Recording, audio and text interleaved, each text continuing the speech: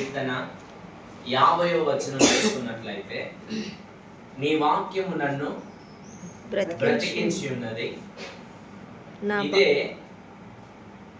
నా బాధలలో నెమ్మది కలగజేయుచున్నది. వాక్యముకున్న గుణము ఏంటంటే మనల్ని ధైర్యపరుస్తుంది, మనల్ని ఓదారుస్తుంది, మనల్ని ఏం చేస్తుంది, బలపరుస్తుంది. హల్లెలూయా. నేను ఎప్పుడు బలహీననో అప్పుడే బలవంతుణ్ణి. అంటే బలవంతుణ్ణి అని అంటే ఆ వాక్యము నేను ఏం చేస్తాను తెలుసా, బలపరుస్తుంది. వాక్యముకున్న గుణం ఏంటంటే క్రియేట్ చేసేది. హల్లెలూయా. కలగ చేసేది. దేవుని నోటి మాట బయటికి వచ్చుడు. దేవుని అంటే సృష్టి ఎలా కలిగింది అని వాళ్ళు ఇంకా అధ్యయనం చేస్తూ ఉంటే ఒక శబ్దమును బట్టి కలిగిందని అన్నారు. శబ్దము అని అంటే చాలా రకాలుగా చాలా మంది ఫిలాసఫీస్ చెప్తా ఉంటారు, లేదా కొన్ని చెప్తా ఉంటుండ్రు. అది ఏదో గ్రహాలు డాష్ అయ్యి లేదా ఏదో కలిగిందంట కాదు. కానీ వాళ్ళు రాను ఏమంటారు, ఒక శబ్దమును బట్టి కలిగిందన్న. శబ్దం అంటే ఏంటిది? మనం మాట్లాడితే శబ్దం, మాట్లాడకపోతే నిశ్శబ్దం. మాట్లాడినప్పుడు అంటే యేసు ప్రభు సృష్టి కలుగును గాక, తండ్రి అయిన దేవుడు ఏమన్నాడు, కలుగును గాక అన్నప్పుడు ఏమైంది, మాట విడుదలైంది. హల్లెలూయా. మాటకున్న గుణం ఏంటిదంటే లేనిది కలుగజేసింది. హల్లెలూయా. సృష్టిని కలుగజేసింది. ఎవరి మాటను బట్టి?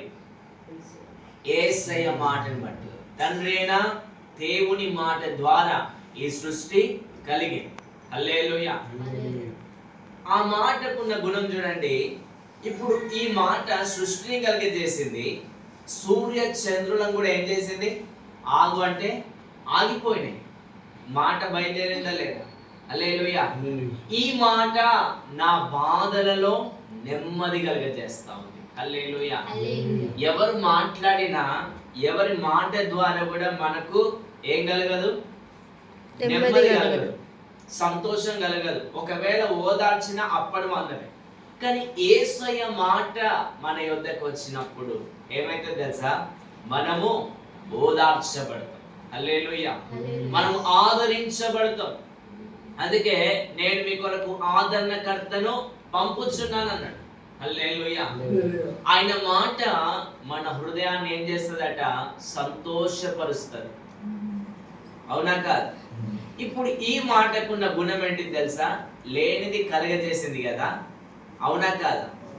ఆకాశం నుండి అగ్ని రమ్మంటే వచ్చింది, సూర్యుడు చంద్రుడు ఆగమంటే ఆగిపోయారు. అవునా కాదా? అయితే ఇదే మాట కనుక చూసుకున్నట్లయితే ఎస్కేల్ 37:10 చదవండి ఒకసారి. అక్కడ ఒక చక్కటి మాట రాయబడ్డది. ఎస్కేల్ 37:10. ఎస్కేల్ గ్రంథం 37:10. ఆయన నాకు ఆజ్ఞాపించినట్లు నేను ప్రవచించగా జీవాత్మ వారిలోనికి వచ్చెను. హల్లెలూయా.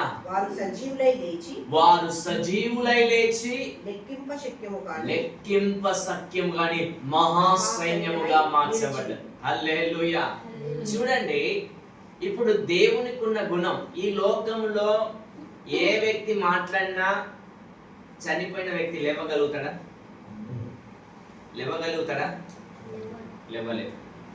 కానీ అక్కడ దేవుని యొక్క భక్తుడు లేదా ప్రవక్త యెహెజ్కేలు అలా వెళ్తా ఉన్నప్పుడు ఒక లోయ కనబడ్డది. ఆ లోయలో ఎముకలతో నింపబడి ఉన్నది.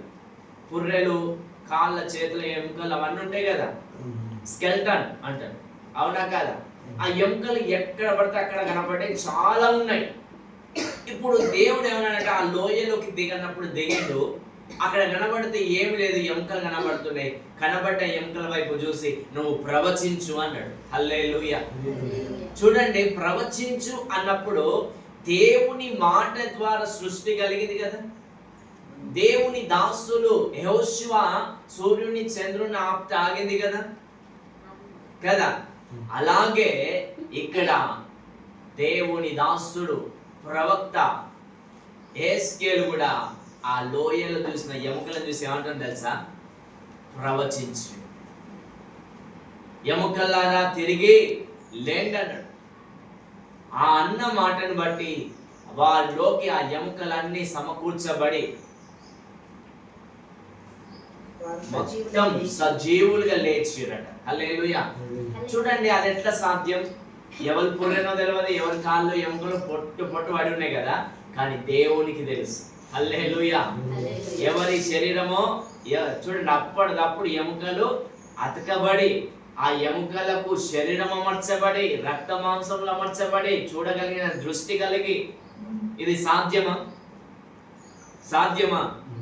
సాధ్యం కాదు, కానీ దేవుని వలన సాధ్యమైంది. హల్లెలూయా. ఆయన ఏమన్నాడు?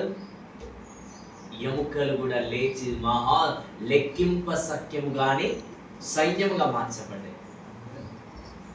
నిర్జీవమైన లోయయందు జీవాధిపతిగా వెలసినావు, దీన శరీరం మహిమ శరీరముగా నీ వాక్కుతో.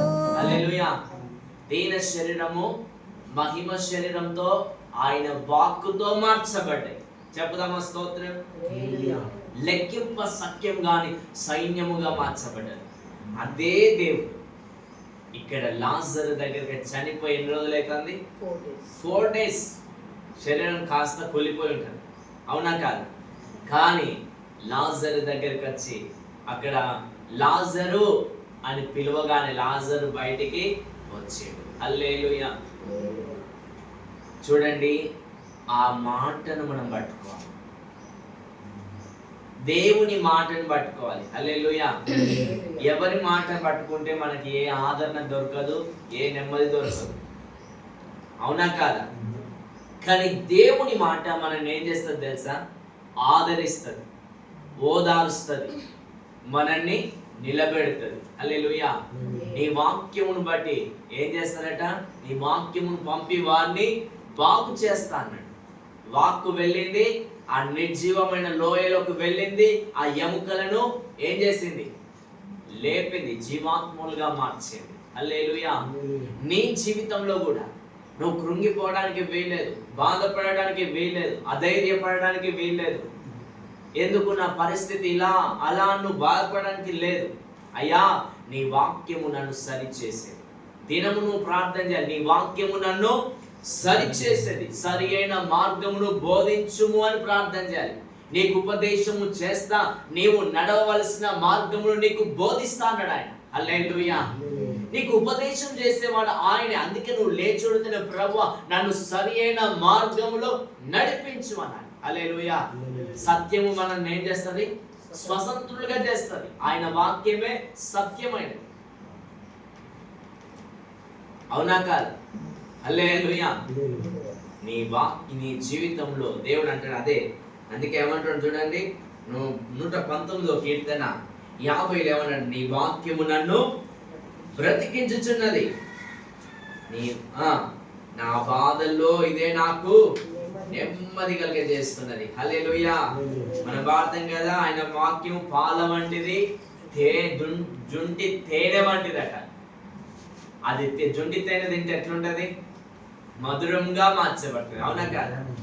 మారాలంటే నీ బ్రతుకు వాక్యము ద్వారా మధురంగా మార్చే దేవుడు. హల్లెలూయా. హల్లెలూయా. చెప్తావా స్తోత్రం? హల్లెలూయా. మనస్ఫూర్తిగా చెప్తావా? హల్లెలూయా. హల్లెలూయా. చూడండి, ఆయన వాక్యం మనల్ని ఏం చేస్తుంది? తర్వాత చూడండి 133లో కూడా 119, 133 నీ వాక్యమును బట్టి నా అడుగులు